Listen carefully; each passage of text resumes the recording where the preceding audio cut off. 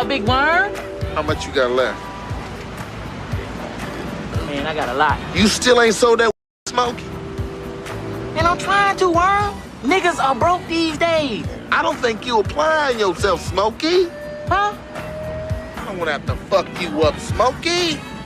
Playing with my money is like playing with my emotions. Worm. And you the last brother money I mess with. I'll steal from my mama before I mess with your shit. And you know this, man. We'll see. Florida Evans looking motherfucker. Barakatah Yahweh, Barakatah Yahweh Shah, Call Halal, Yahweh Shemal Shah, Bashimar Kakadash. Double honors to the apostles and elders of Great Millstone that taught me this truth, and much respect to the Yakim that labored in his work, and also to the believers scattered across the four corners of the earth, the hopefully elect at the USA. Shalom. So yeah, this lesson, or the topic of it, is going to be centered around going all in for Yahweh Shemal Shah. All right, through faith, going in for Yahweh Shemal Shah, in which I'm speaking to the men first and foremost who are able, to be teachers, because that's pretty much a process. When you come into this thing, all right, you're required to, eat this roll, which is to digest this knowledge and then go and teach the children of Israel. That's the simple process of it. As we've been hearing the apostles lately go into the parables of the talents and you teaching his word, man, because we understand that there's a lot of men out there who are able to teach, but they just won't do it. All right, or they won't do it the correct way. But instead, they'll go behind the scenes and try to wake up, their family members. They'll try to teach them. But the Lord has given us strict commandments to seek out those who are like-minded. And the only way you can do that is pretty much by following the order, or the examples that have already been set by the apostles. And you see that example, which has trickled all the way down unto the least brother who is following, the same concept, which is by, making videos and going out and teaching. All right, if you have this knowledge. So yeah, that's pretty much the pecking order. You learn this truth and then you go and teach it.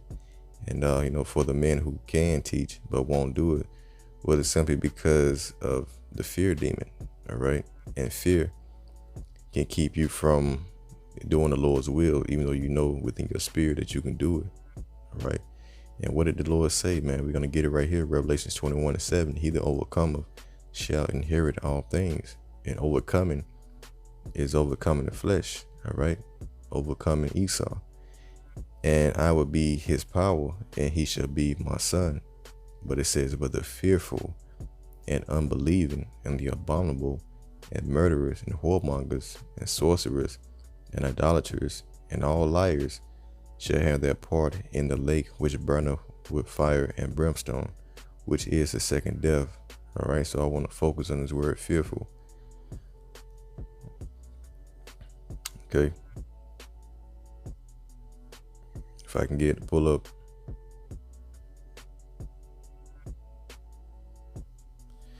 In the Greek 1169, fearful, it says timid and fearful. Strong's definition, faithless. All right. So let's look at this word timid real quick. Get a definition of it. Simple Google definition. Showing a lack of courage or confidence. Easily frightened. An example, I was too timid to ask for what I wanted. All right. But in a spiritual sense, you can say that you was too timid to go out and teach because of, of unbelief, basically. So let's look at the similar words. You got fearful, apprehensive, afraid, frightened, scared, faint-hearted. All right, faint-hearted, lacking courage, timid. All right, trembling, so on and so forth. But the opposite of that, you got what? You got bold. All right, you got bold, of a person, action, or idea showing an ability to take a risk, confident and courageous. All right, which shows your faith. That's pretty much when you come into this truth, man.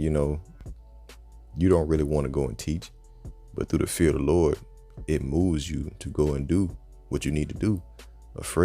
Being afraid that the Lord will, punish you for not carrying out his commandment. All right. I know for myself, maybe 5 months into this gospel, I had a burning sensation, within me. So much that I felt like I had to do something. I had to go and teach. And I decided, within myself that I was going to start teaching, and I was going to do it, the right way by following the examples that were set before me. All right. Just so, I can say that I really put my all into it. All right. So that's taking a leap of faith. And I started out with the milk, with the basics. And over time, you'll grow. All right. Over time, you'll grow. So, there is no excuse. There is no excuse, but fear, can keep you away from showing that faith.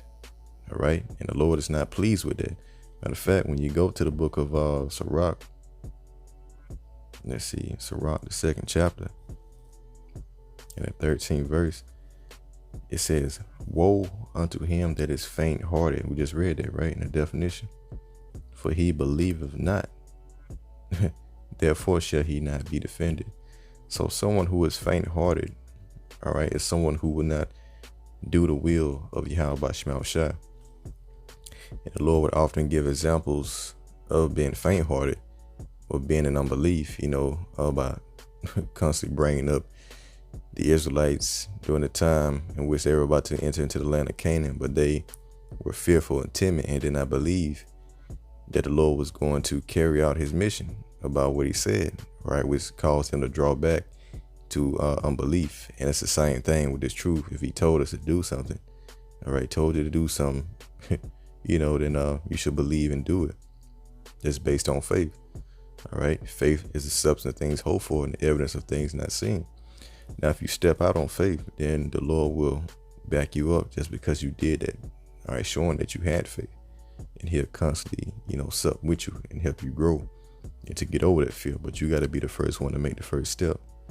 All right. So from now, let's go to the book of Proverbs.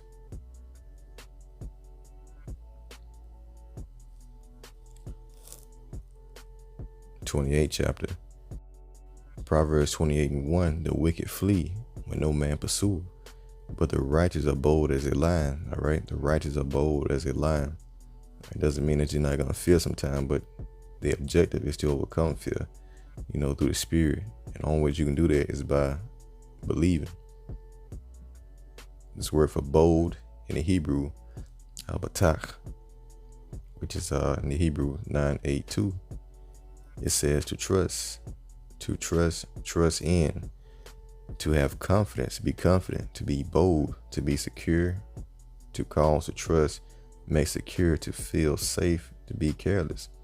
And what's going to contribute to that confidence or that trust? Well, that would be, you believing in his word, all right, which puts forth action. So your belief is going to prompt you to put forth effort and action, which contributes to your trust in what is written. And if you don't trust what is written, then you're not going to be willing to thrust yourself out there like that. See, there's no way that we can go out and do what we do without trusting in Yahweh Bashmal Shah. See, Proverbs 14 and verse 26, it says, in the fear of the Lord Yahweh Bashmal Shah is strong confidence, and his children shall have a place of refuge. All right. Let's get this word confidence real quick. A strong confidence. Hebrew 4:009. Trust, confidence, refuge, act of confiding.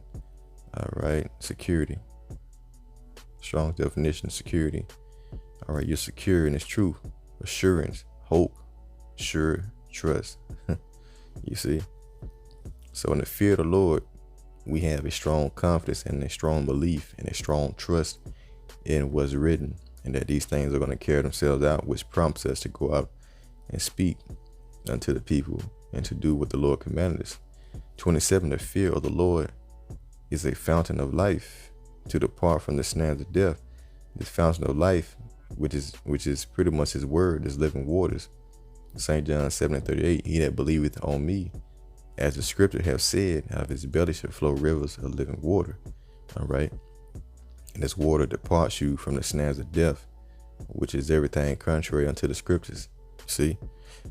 So with that being said, this fear that you have of not preaching well, it's not going to go well with you if you don't get over that. I'm going to go back to Sirach 2, start at verse 13. Woe unto him that is faint-hearted, for he believeth not. So if you let fear overcome you and keep you from doing the will of the Lord, and you are an unbeliever. And that's what we read in Revelations 21 and verse 8. Therefore shall he not be defended. So when these troops come in, you're not going to be defended, because you know that you can teach or not, but you won't do it because of unbelief. You see, that's a separation. I mean, you got to think about it, man. Yahushua sacrificed himself, for you to receive his knowledge, and you got the knowledge, but you won't push it out through fear of, or whatever you got going on in your life, being afraid of Esau, being afraid of, you losing your job or whatnot. The Lord see all that, man. All right. He see all that.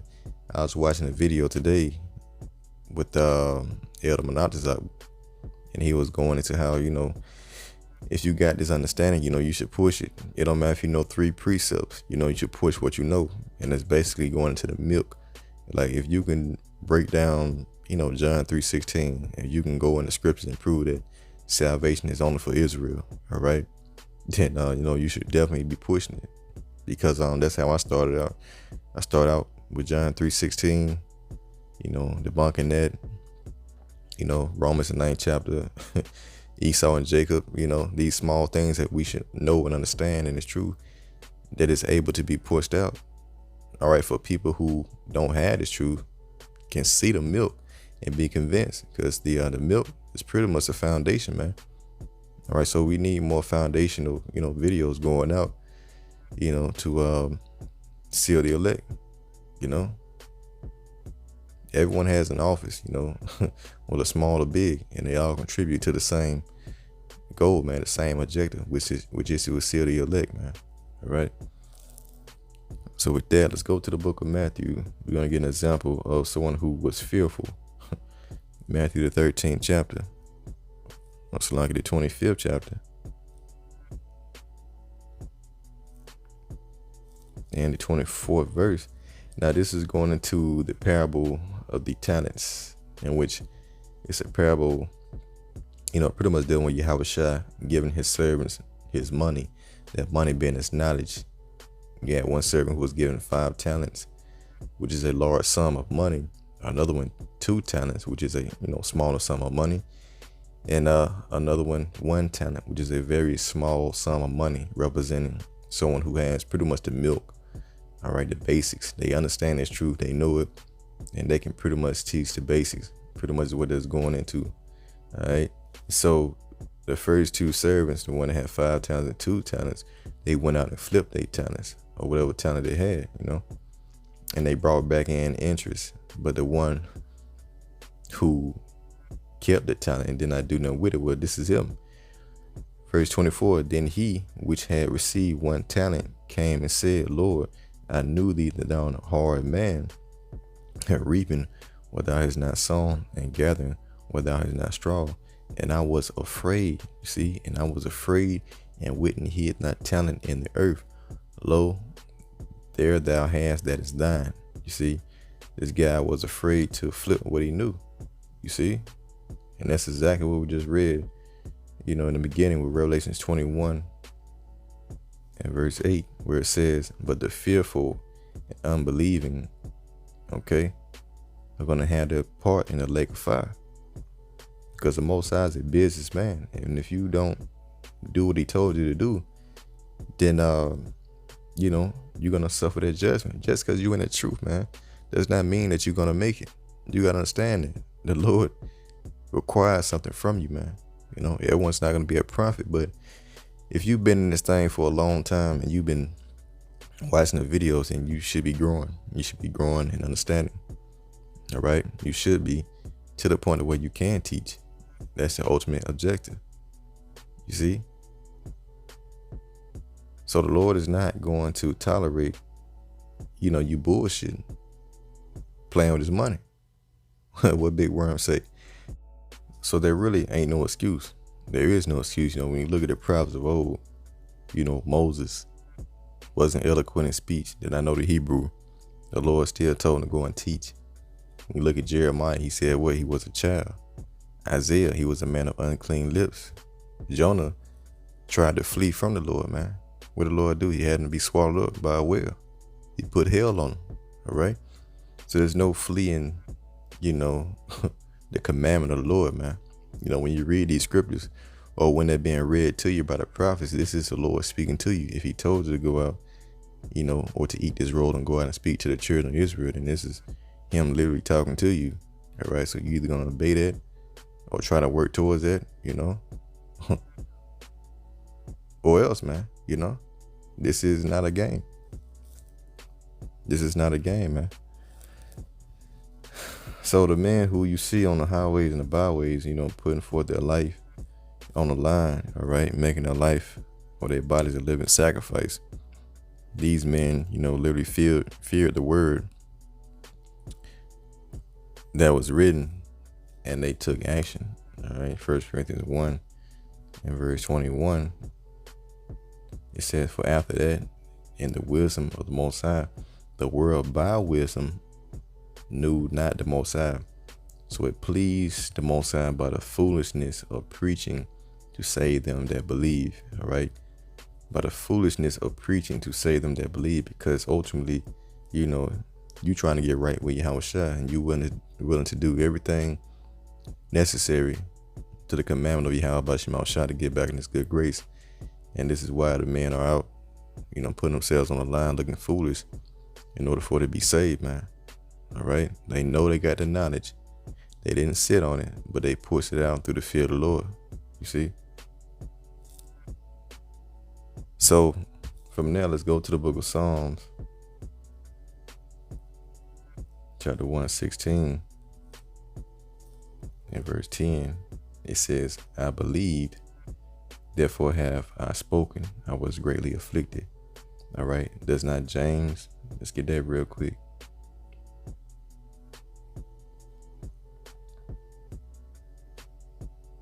James 1 and 22 says, but be ye doers of the word and not hearers only, deceiving your own selves.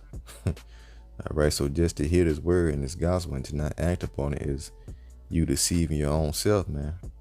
Okay. The Lord requires action. 1 Samuel 2 and 3 says, talk no more exceedingly proud, and let not arrogancy come out of your mouth. For the Most High, Yahweh Shemel shines a power of knowledge, and by him actions are weighed. So the Lord's going to weigh you out according to your actions, what you're putting forth, all right, to show your faith. Psalms 116 verse 10 again. I believe, therefore have I spoken. I was greatly afflicted. I said in my haste, all men are liars. What shall I render? Look, what shall I render unto the Lord for all his benefits towards me? These benefits would be this truth, man. Matter of fact, let's get in the NLT to the right. What can I offer the Lord for all he has done for me? You should be asking yourself that. You see, I would take the cup of salvation and call upon the name of the Lord Yahweh Shemel. I would pay my vows unto the Lord now in the presence of all his people. This is going out and preaching. Precious in the sight of the Lord is the death of his saints. And this is pretty much a spiritual death. We are crucified the old man and put on a new man, right? O Lord Yahweh Shemel, truly I am thy servant. I am thy servant and the son of thine handmaid. Thou hast loosed my bonds with this truth. I will offer to thee the sacrifice of thanksgiving, and I will call upon the name of the Lord, man. You see? So since the Lord has loosed you from the bonds of Esau with this truth, then you should be trying to thank the Lord by giving your body over as a living sacrifice. I would pay my vows unto the Lord Yahweh, now in the presence of all his people, in the courts of the Lord's house, in the midst of thee, O Jerusalem, praise ye the Lord. You see? That's what it's all about, man. Putting yourself on the line and making your body a living sacrifice. Romans 12:1. I beseech you, therefore, brethren, by the mercies of the Most High, which is true, that you present your bodies a living sacrifice, holy, acceptable unto the Most High. He says, which is your reasonable service. This is your reasonable service of giving thanks back to the Most High by preaching His word after you learned it. All right. So you present your body as a living sacrifice upon an altar. Now, the altar, of course, would be going out on the highways and byways and looking foolish in front of people, which is pleasing unto the Lord by teaching His word. So this should be the goal of everyone who is desiring knowledge and getting to know Yahweh by Shema Shah. This is your ultimate goal, as the scripture say, covered to prophesy. All right, that's the best gift.